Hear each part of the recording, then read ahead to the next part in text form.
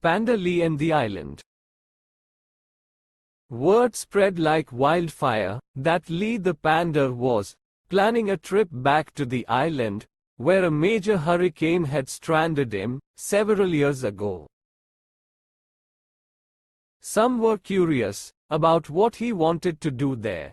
Others worried it would be too dangerous to embark on such a long journey. Li told them all, "I want to see my old friends again. I need to see how they are doing." Everyone understood and offered to help with the preparations. They loaded up the boat with several bags of bamboo shoots, some fresh and some dried, so they would last longer. They packed enough for 3 strong panda bears to eat throughout the whole trip, because Li's brothers were going with him. They also packed blankets, water canisters, board games, and more. Everyone contributed something they knew would be helpful. The days leading up to the trip passed as if in the blink of an eye. Li and his brothers made sure everything they packed was weatherproofed. Once they had enough provisions and some gifts for their friends, they were ready to take off. Everyone was curious about the faraway island and its inhabitants, and would have loved to join the travelers.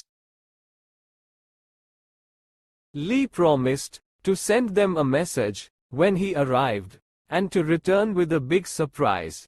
Then he and his brothers boarded the boat and set sail.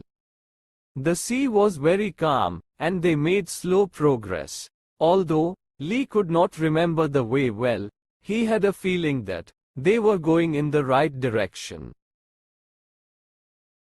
Sometimes, the water was so calm that they had to row hard in order to gain any speed. They would have liked a little more wind, because the sails didn't help in a lull, and it was quite exhausting to row so much. When night fell, the 3 brothers agreed that they would take turns keeping watch while the others slept. This way, they could keep their strength up for the rest of the journey. It was Li's turn to keep watch on the first night. The wooded shores were very eerie in the dark, and the usually crystal clear water was jet black. The noises at night were very different too. Sounds that one hardly noticed during the day were loud and strange.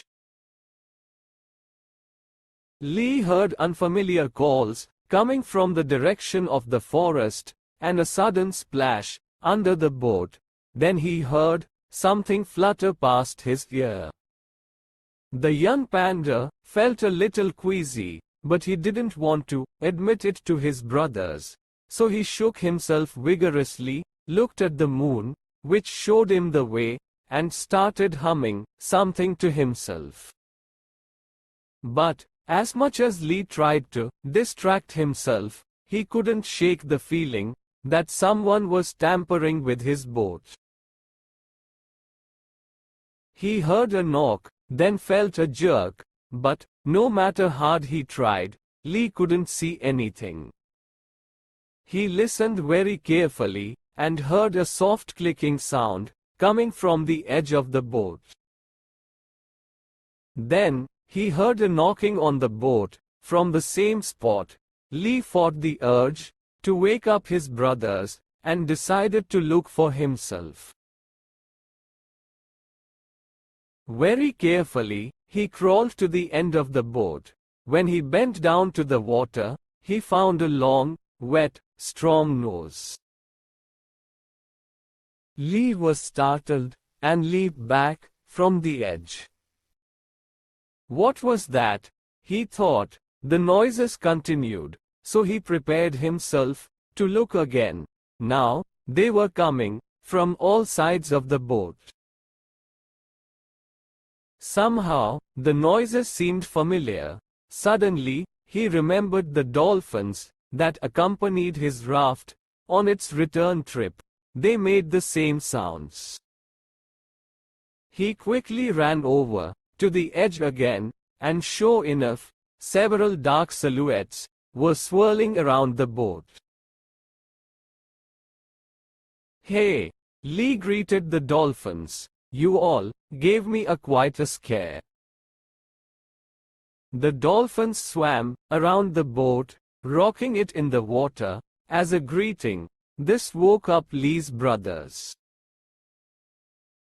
"What's all this noise, Lee?" his eldest brother asked, still quite sleepy. "All this rocking is making me seasick," said the other.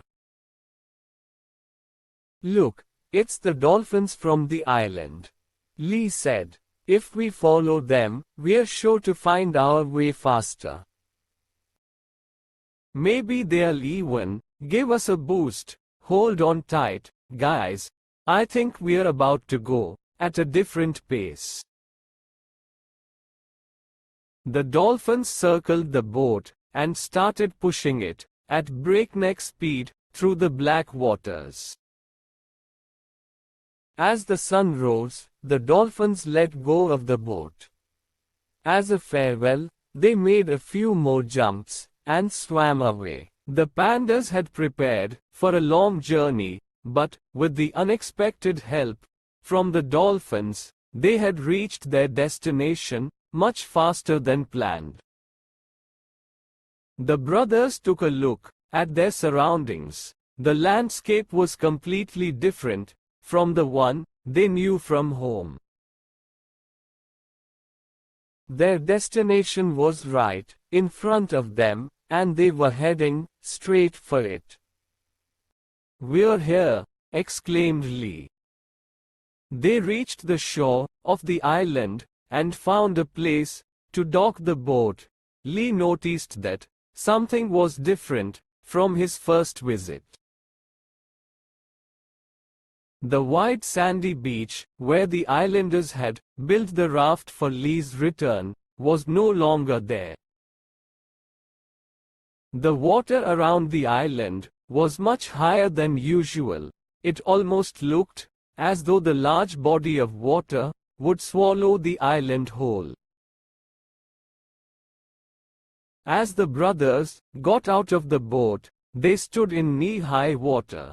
The bottoms of the tree trunks and plants around them were all underwater. Lee wondered where all the islanders were. They climbed a hill to get a better look and heard a rustling in the bushes. A small head with a long neck appeared. This time Lee was not frightened at all. He ran up to the old turtle and hugged her tightly.